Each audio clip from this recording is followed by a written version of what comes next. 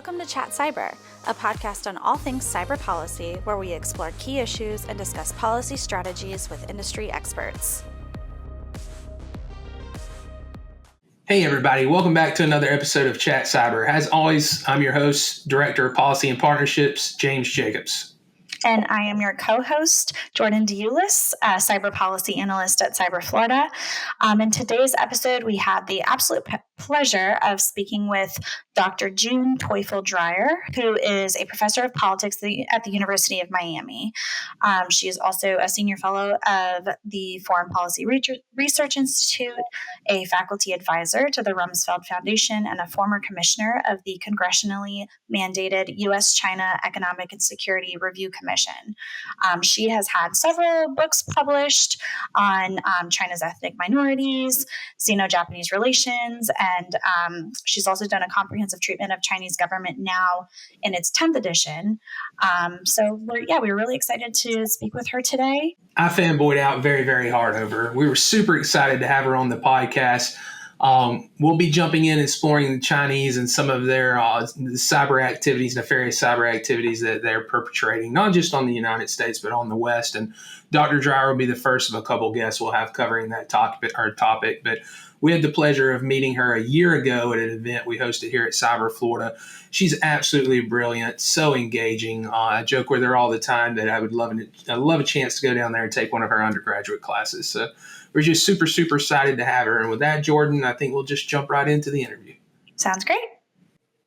We got Dr. Dreyer with us today, and we're super, super excited about this. For those of you that were able to join us for the Red Dragon Rising event back in December, the name will sound familiar. I know I build up a lot of our guests, but I was just blown away by this young lady when she came to speak on our panel. And I don't know about you all, but if you've ever heard somebody speak where you instantly had the reaction of, I have to take this lady's class, that's exactly how I felt when I heard Dr. Dreyer speak. So incredibly engaging. So we're just very appreciated to have her here today to share a little bit about what she knows about the Chinese regime with us. With that, Dr. Dreyer, we're just going to jump right into the questions. Based on the mindset and what we know of the Chinese government and Xi Jinping specifically, can you help us understand the current military posture and strategy of the People's Republic of China? Well, none of us can get inside Xi Jinping's head, so we are reduced to triangulation, shall we say, of his statements and his actions and the Chinese military's actions.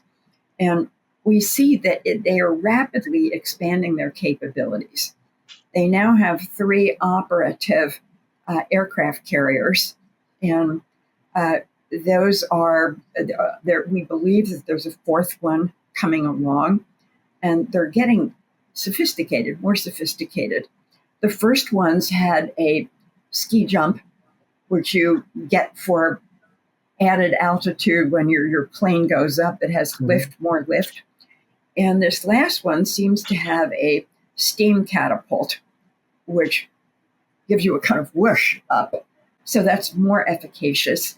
And then what do they need aircraft carriers for anyway? And it is to project power further afield.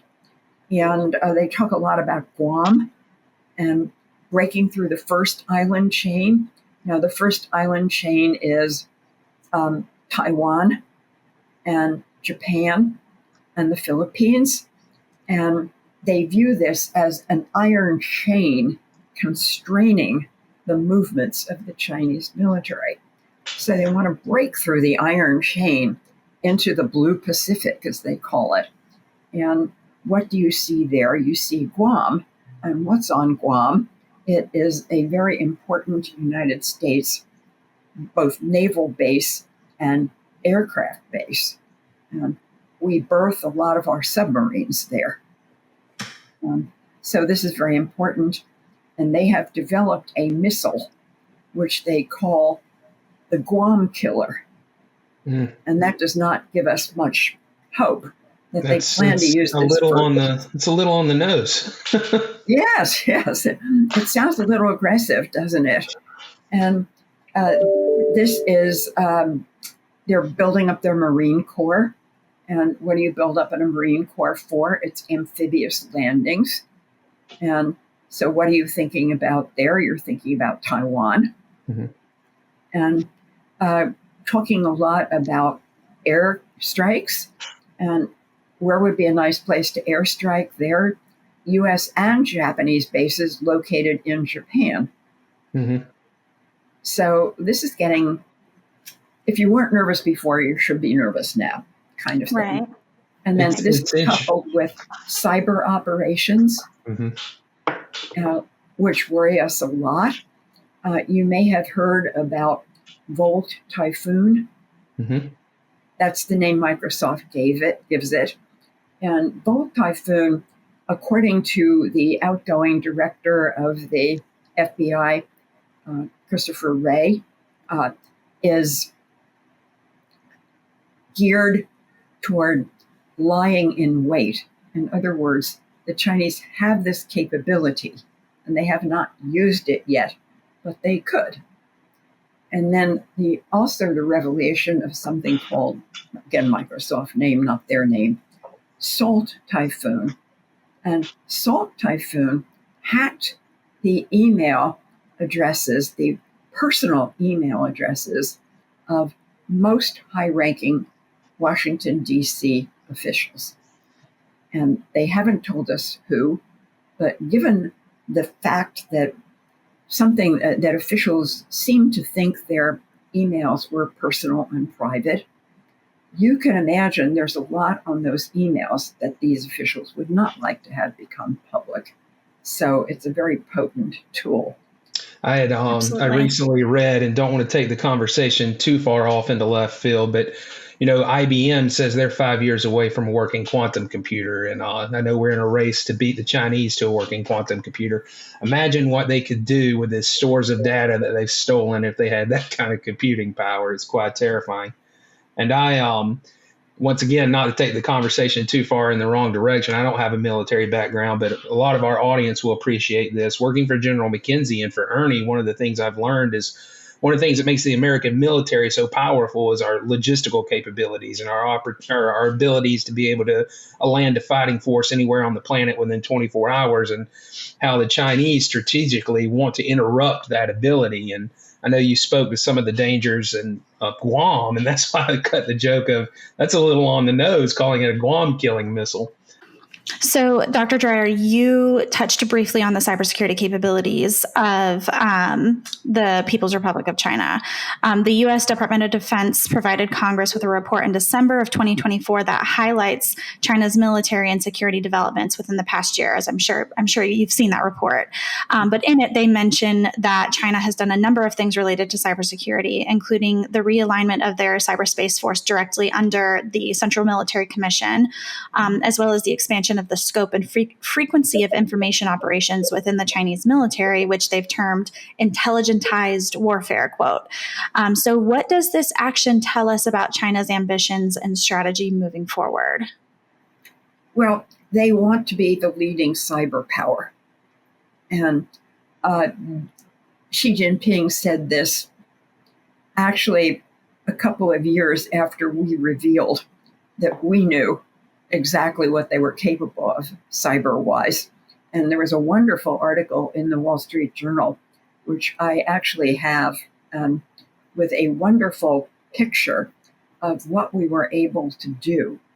And this, the initial clue, and congratulate our guys for being so clever about this, was they noticed that the chatter went dark during the Chinese lunch hour and also during Chinese holidays.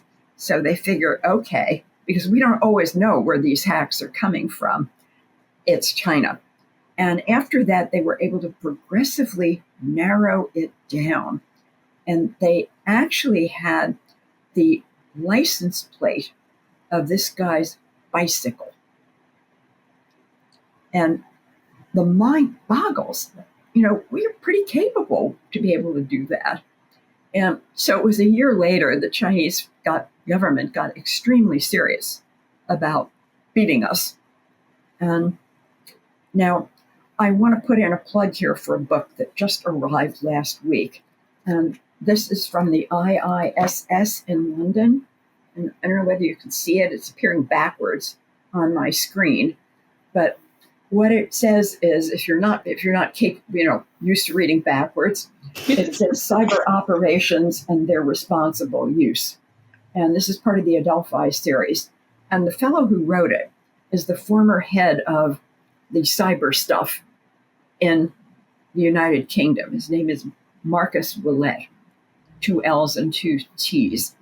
And he says here, and this book is just out, and he says the United States is unequivocally the leading cyber power. So that made me feel better. But then he says the Chinese are catching up fast. So we've got to be super vigilant here. General McKenzie often remarks in his stump speeches from his experiences that, I'm going to butcher this, but he says that the United States is a prize fighter, but we have a glass jaw, I believe is how he states it. And isn't that interesting?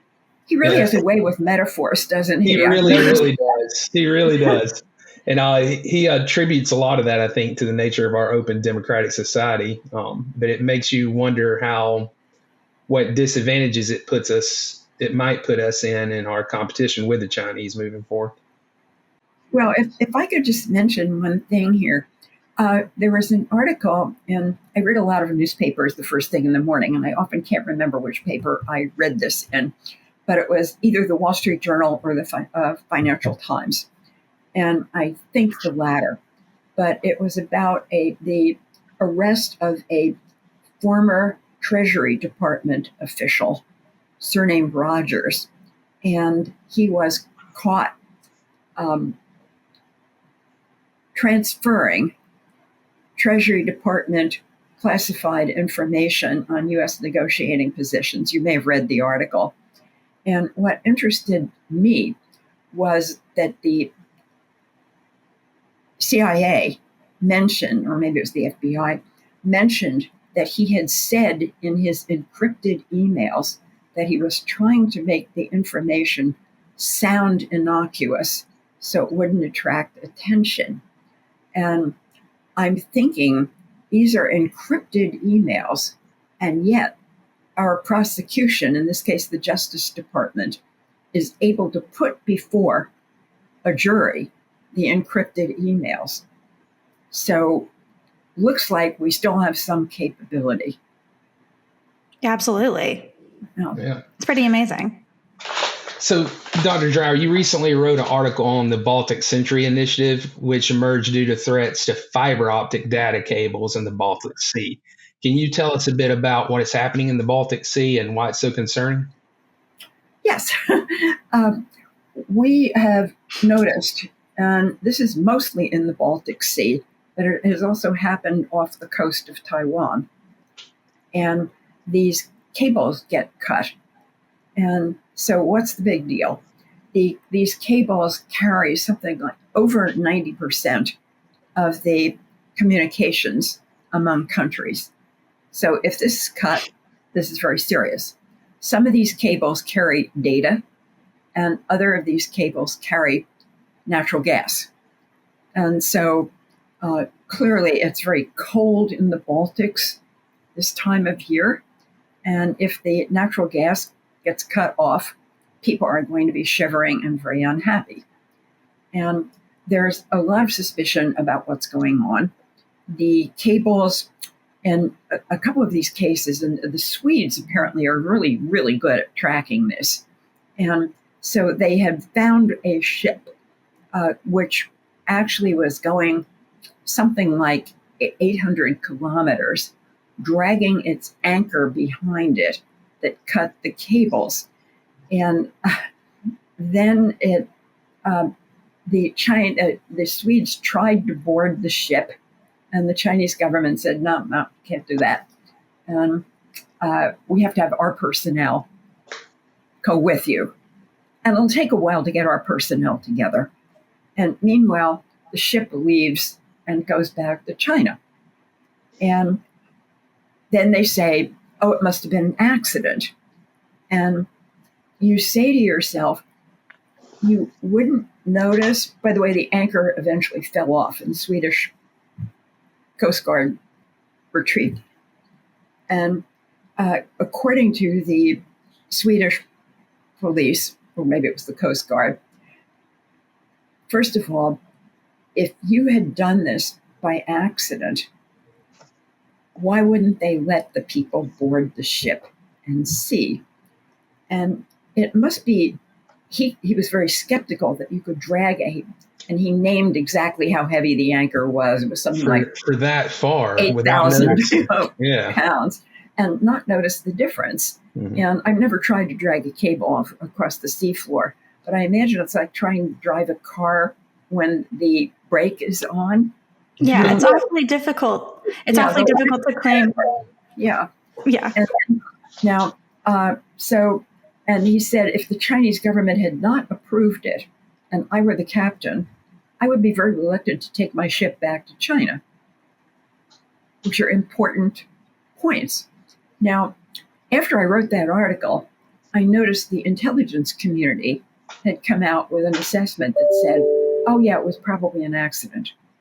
So what we're dealing with is now 5 or 6 accidents in a very short period of time that cut the cable. And what is wondering me now is, why is the intelligence community so bent on saying it was an accident? And they do point out that most of these ships are derelicts. They are part of Russia's ghost fleet, and that is rusting hulks, which are useful because Russia is under sanctions for oil and natural gas because of the invasion of Ukraine. And much of Russia's oil is being exported to China. And so there are ships that are crewed by Chinese, and there are ships that are crewed by Russians, and they all derelicts. So conceivably, just conceivably, these could be accidents, but there are an awful lot of accidents occurring at once. And in the case of Taiwan, Taiwan has one big island and then a bunch of little ones. Mm-hmm. And the people who live on the little ones, not surprisingly, make their money from fishing. So if the cable is cut, they have no internet connection. And fishing these days is very high tech. And so they get their orders, and after getting the order and confirming it, they transmit their fish via the internet and the pricing and that kind of thing. And fish are a very perishable commodity. So if you don't have the internet for a couple of days, you're losing a lot of money. Mm-hmm. And so that's the other reason for thinking, in this case, it was 2 cable cuts within a week or 2. Again, it could be an accident, but the implausibilities start to multiply. So you mentioned that the intelligence community is calling it an accident. Is that the intelligence community like in the United States as well? Didn't say. It just said intelligence community. Who is that? Yeah. I mean, it's the United Intelligence Community of the Baltic States plus Sweden plus the United States. And then the purpose, I know you mentioned, it would cut the internet and those the Taiwanese like islands and things like that. But do you think that the purpose here, if it were intentional, would be to cause disruption? The betting is that this is done as a signal. See, we can hurt you. And if you don't behave, then we're really going to hurt you. And we're making it look like an accident. Yeah. Mm-hmm. It's not an accident. We know it's not an accident. But meanwhile, we're saying it's an accident. But just watch it, buddy. Right. Interesting tactic. It's very clandestine, and it goes back to the point I made earlier about foreign adversaries, specifically the Chinese and to some extent the Russians, constantly trying to disrupt our logistical capabilities and anything they can do to slow us down. Specifically in the case of Taiwan, a 24-hour difference in us being able to get there and not could be could drastically impact any kind of effort to root the Chinese out of Taiwan after the fact. Now, as it turns out, you can use other methods. So if the cable is out, you can reroute over satellites, but the satellites don't have the same capability, large-scale capabilities as the cables. And sometimes it's pretty quick to repair a cable, depending on how deep it is and how far out in international waters it is. But sometimes it can take a while. Really interesting. Very interesting tactic.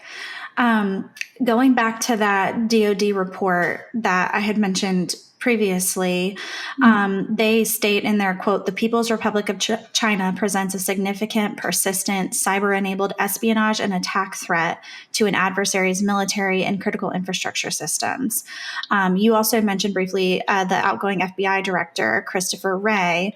And then in the article that you wrote, you talked about his 60 Minutes interview where he claimed that China is the defining threat of our generation and that they've already infiltrated U.S. critical infrastructure. You talked briefly about that as well. So this being a public policy podcast from a United States policy standpoint, whether it's domestically or internationally, how do we address, the threat of China? Do you have any, maybe a few major policies that we need to focus on that will help mitigate the cybersecurity threat coming from China? Well, I am not a big believer in the efficacy of international agreements with countries like Russia and China or North Korea. I'm with you. Okay. So I know that there are people who say, well, we can get together and drop a code of conduct. And the British have actually done that. And it looks very good on paper. And so for one thing, they say it must be off limits to use cyber activities to disrupt another country's elections. So, for example, with Taiwan, they didn't want Lai Ching-te to win the election. So they, among other things, did a deep fake of an opposition leader who had dropped out of the race at that point, saying, "I'm throwing my support to whoever was the Chinese favorite candidate." And it looked exactly like him. It was exactly like his voice, but it wasn't him. And you see how that could go awry. And then, of course, there are all these allegations in the 2016 US election, and again in 2020, of election manipulation by Russia and China. And according to the FBI, which frankly I don't have a great deal of faith in, after certain revelations came out, I don't need to go into detail about that, but they're saying it didn't affect the election one way or the other. And I don't know whether it's true or not, but it is what it is. Mm-hmm. Donald Trump did become president in 2016, and Biden did become president in 2020, so over and done with. And Trump apparently won the 2024 election, and there were no allegations there. So anyway,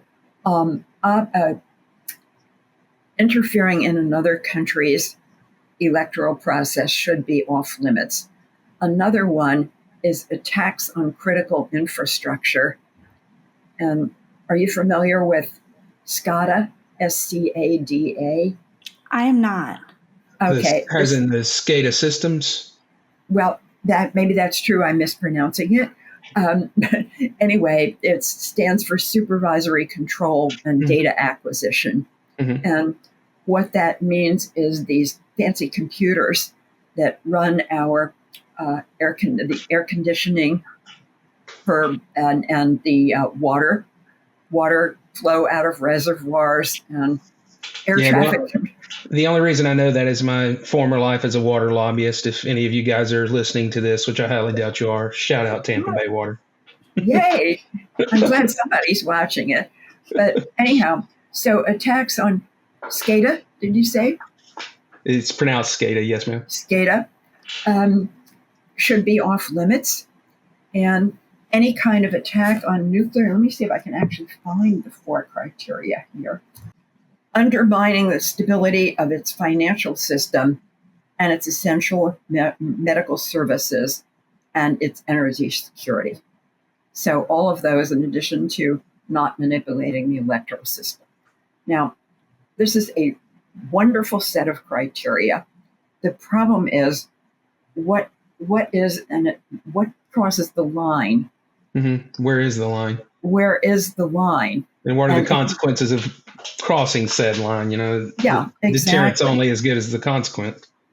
And if you have interdicted a nuclear facility, which apparently they did on a small scale, but there are no consequences, maybe they're just signaling, and next time it could be bigger.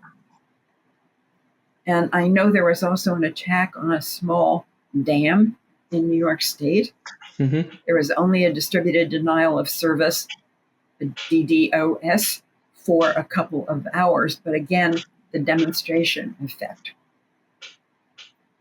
Yeah, it's extra scary when you start talking about water, electricity, these kind of things that if they go offline for any extended period of time, society starts to fall apart. It's extra scary. We haven't even mentioned the big one, and that is nuclear. Mm-hmm. Yep. Suppose you disrupt the nuclear. I mean, let's not even talk about a nuclear bomb explosion, but just a nuclear power plant.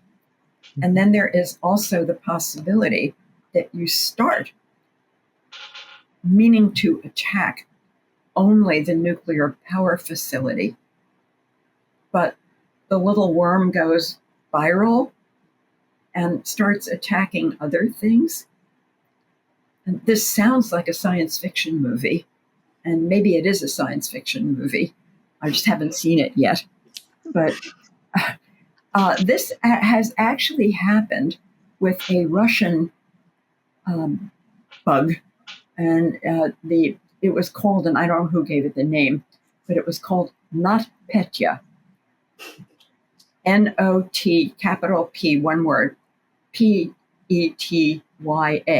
because it wasn't the same as the previous one, but it went viral. And it started attacking other things. It attacked facilities in Germany. And the Russians really don't have any good reason for wanting to make Germany angry. But they made a lot of Germans angry. Right. Yeah. Jordan, wasn't you're a better movie buff than me? Isn't there a Netflix movie you said you saw recently with a similar plot? Or am I making that up?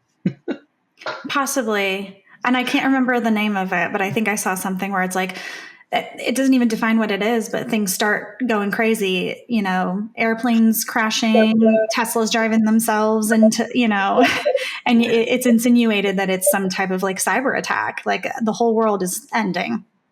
If you remember the name, be sure to send it to me. Yeah, I will. I'll figure it out. I'll send it to you. Addicted to Netflix, and I love movies like that. Yeah, you never really know what happens. It all of a sudden just everything starts failing and everything becomes really scary. Now, let us inject a slight. Now, I'm a natural pessimist. Everyone who knows me can attest to this. However, there is the what are we doing to counter this? Mm-hmm. And the answer is we're not being told. But it did turn out that we did catch this guy. His code name was Blue Sky, by the way. And we did catch him, even to the extent of knowing the license plate on his bicycle. Mm-hmm. And recently, this spy from the Treasury Department sending encrypted emails, which we could somehow decrypt. Now, we have an agency And again, I'm pronouncing it CISA, but it's CISA. And its motto is shields up. And the deputy head came down here to Miami to speak. And of course, I'm the only social scientist in a room full of computer whizzes, people who are proud to be called geeks. And they're all asking him questions. And I don't want to pipe up and ask the question that's on my mind, is their motto is shields up. But do we have a sword too? Right. So I think you're referring to the Cybersecurity and Infrastructure Security Agency, right? Yeah. Mm-hmm. And that's a good point. And I think, like you said, though, I think there is some comfort in knowing that something is being done, obviously, but yeah. Well, Dr. Dreyer, I could talk to you for hours. I think we've made that clear even offline. Find this absolutely fascinating, and it's not very often I've met somebody with your intellect and knowledge that can go back historically as far as you can. And it's been absolutely fascinating talking to you. But we don't want to keep you all day, so just want to ask if you had any closing thoughts for us. Sword behind shield. Sword behind shield. I agree. A lot of encouragement to students to major in STEM subjects. And computer science is very, very important. And all the more so with this latest gadget from the Chinese government, which is not really the Chinese government, it's a private citizen. But a former student, he is a German national, but he has lived in China for the last 15 years. And he gave ChatGPT the same set of questions he gave this new Chinese program. And he sent me the differences between the two of them. And he said the problem with the new Chinese is that they will stall when they sense that anything might offend the Chinese government.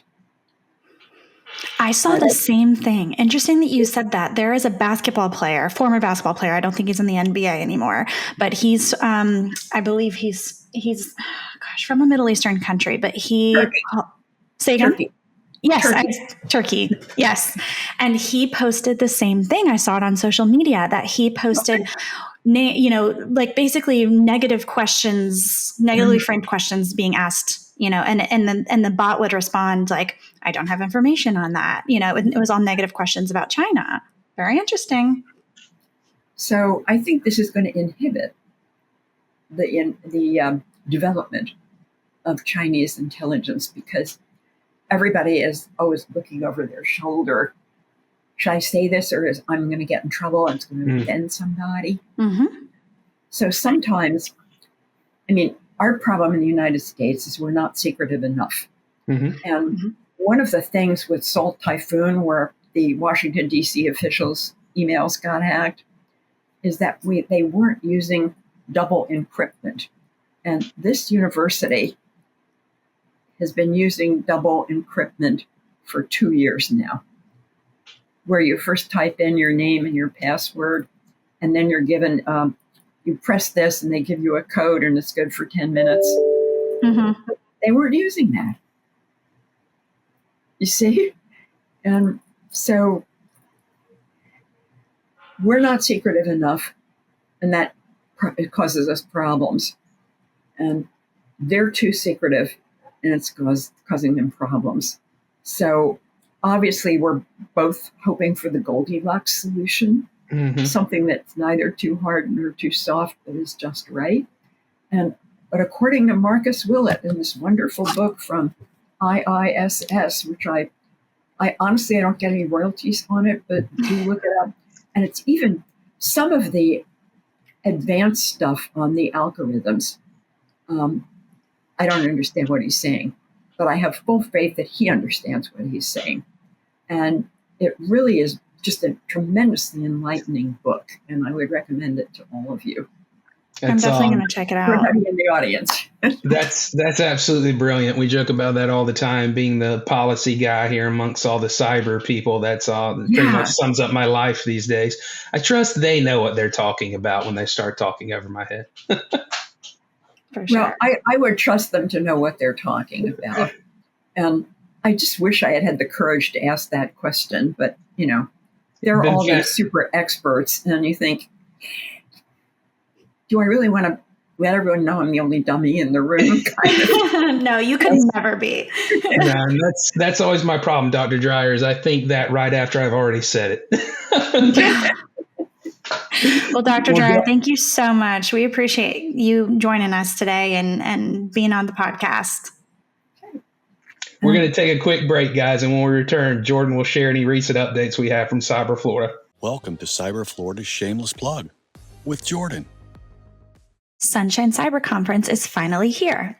Hosted by Cyber Florida on February 24th and 25th, this event brings together industry leaders, researchers, policymakers, and students to tackle today's biggest cyber challenges. Attendees can expect expert panels, hands-on workshops, networking opportunities, and cutting-edge discussions on the latest threats and innovations in cybersecurity. Of note, and as part of our Policy Symposium series, University of South Florida's Dr. George Burris will be hosting a breakout session at the conference on victims of cybercrime, where he will be presenting Senior Safe AI, which is an innovative AI-powered chatbot designed to give older adults a trusted companion in the fight against online fraud. Additionally, James and I are planning to host an in-person podcast recording at the conference where we will hear from FDLE's Special Agent in Charge, Mike Duffy, on the various challenges law enforcement faces in combating cybercrime and discuss potential policy solutions that legislators may consider to help improve law enforcement cyber incident response capabilities. To register for Sunshine CyberCon, visit cyberflorida.org/sunshine. We hope to see you there. I'm Jordan. That's my plug. All opinions expressed by the Chat Cyber podcast participants are their own and do not exclusively represent the views and opinions of Cyber Florida.